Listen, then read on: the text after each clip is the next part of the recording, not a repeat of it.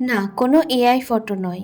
একদম original photo দিয়ে বানানো কিছু স্টোরি আইডিয়া যেগুলো তোমার স্পেশাল মানুষের স্পেশাল দিনটাকে আরও স্পেশাল করে দেবে। ভিডিওটা কেমন লাগলো তোমাদের? এই এডিটিংটা শিখতে চাইলে অবশ্যই কিন্তু আমার সাথে যুক্ত থাকতে হবে। আমি কিন্তু স্ক্রিন শেয়ারের মধ্যে দিয়ে দেখিয়ে দেবো কীভাবে এই এডিটিংটা করেছি।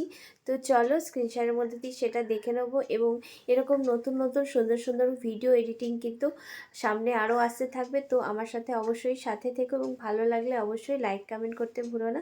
তো চলো দেখে নেওয়া যাক কীভাবে এই এডিটিংটা করে। তো এর জন্য আমি চলে যাব আমার ফেসবুক অ্যাকাউন্টে অ্যাড টু স্টোরি, এটার উপর ক্লিক করে আমি চলে যাচ্ছি গ্যালারি থেকে আমি কিন্তু একদম আমার একটা অরিজিনাল ফটো এখানে বেছে নিয়েছি।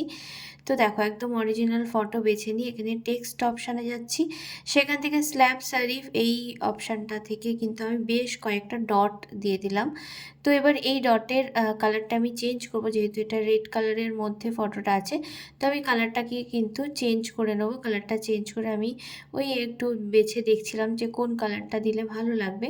তো অনেকগুলো বাছার পরে যে কালারটা আমি চুজ করলাম, সেই এখানে তুমি তোমার ইচ্ছা মতন কালার ইউজ করতে পারো।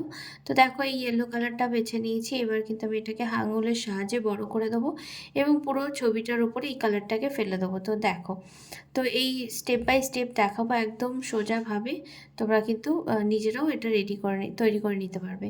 তো এবার আমি আবারও গেছি আমার গ্যালারি অপশান থেকে নিয়ে নিলাম এই ফটোটা। তো দেখো, তো এরকম একটা ফটোর চারপাশে একটা যদি একটা ফ্রেম বসাই তাহলে কিন্তু বেশ ভালো লাগবে। তো ফ্রেম বসানোর জন্য আমি এখানে কিন্তু ফ্রেম নিয়ে আমি একটা ফ্রেম বানিয়ে নিয়েছি। তো এখান থেকে কি করেছি দেখো, এখানে যে স্টার অপশানটা আছে সেই স্টারের উপর ক্লিক করলে দেখো একটা সুন্দর কিন্তু দেখো একটা লাইন তৈরি হয়ে যাচ্ছে, সেটা দিয়ে কিন্তু আমি এর ফ্রেমগুলো তৈরি করেছি।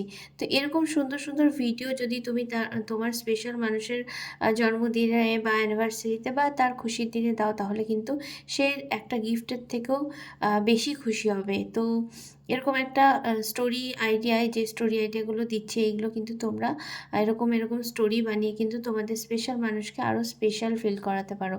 তো দেখো আমি কিন্তু এখানে হ্যাপি বার্থডের জন্য বানাচ্ছিলাম এই স্টোরিটা। তো এখানে হ্যাপি বার্থডের কালারগুলো বেছে দেখছিলাম যে কোন কালারটা নিলে ভালো লাগে। আর আমি ভীষণ সিম্পল একটা জিনিস রেখেছি, খুব কিন্তু এখানে বেশি কিছু ইউজ করিনি, একদম সিম্পল ওয়েতে করেছি যাতে সবাই এটা বানাতে পারে। তো দেখো হ্যাপি বার্থডেটা লেখার পরে কোথাও যেন মনে হচ্ছিলো আমার একটু ফাঁকা ফাঁকা লাগছে। তো অনেক চিন্তাভাবনা করে তো দেখো আমি এখানে লেখার কালারটা আসলে চেঞ্জ করছিলাম, মানে বুঝতে পারছিলাম না কোন কালারটা নিলে ভালো হয়। তো একটু যেহেতু ফাঁকা ফাঁকা লাগছিলো, আমি জিআইএফ অপশানে চলে গেছি। ওখান থেকে দেখো আমি এখানে কিন্তু ব্ল্যাক অ্যান্ড হোয়াইট একটা ফ্লাওয়ার এখানে সার্চ করলাম। মানে আমি আসলে কিছুই ভেবে চিন্তে করিনি, সবটাই মানে ইনস্ট্যান্ট করছি। তো মনে হলো একটা ফুল বসালে হয়তো ভালো লাগবে। তো আমি এখানে কিন্তু একটা ব্ল্যাক অ্যান্ড হোয়াইট ফুল খুঁজলাম। তো দেখা যাক সেই ফুলটা আমি পাই নাকি, মানে আমি যেরকম চাইছি সেরকম পাই নাকি।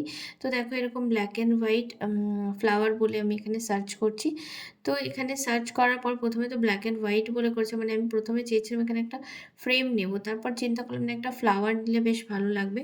তো তার জন্য এখানে ফ্লাওয়ার লিখে দিতেই কিন্তু আমার প্রথমেই যে ফুলটা দিয়েছে সেটা ভীষণভাবে পছন্দ হলো। তো আমি সেই ফুলটাকেই কিন্তু নিয়ে চলে গেলাম। তো আরও কিছুটা দেখছিলাম, কিন্তু না, ওটার মতন ভালো আমার আর কোনোটাই ভালো লাগেনি। এটা কিন্তু সম্পূর্ণ তোমাদের নিজেদের উপর যে তুমি কিভাবে তোমার স্টোরিটাকে সাজাবে। আমি ছোট ছোট আইডিয়া তোমাদের সাথে শেয়ার করতে পারি, এবার কিন্তু তুমি তোমার ক্রিয়েটিভিটিও তার মধ্যে দেখাতে পারো।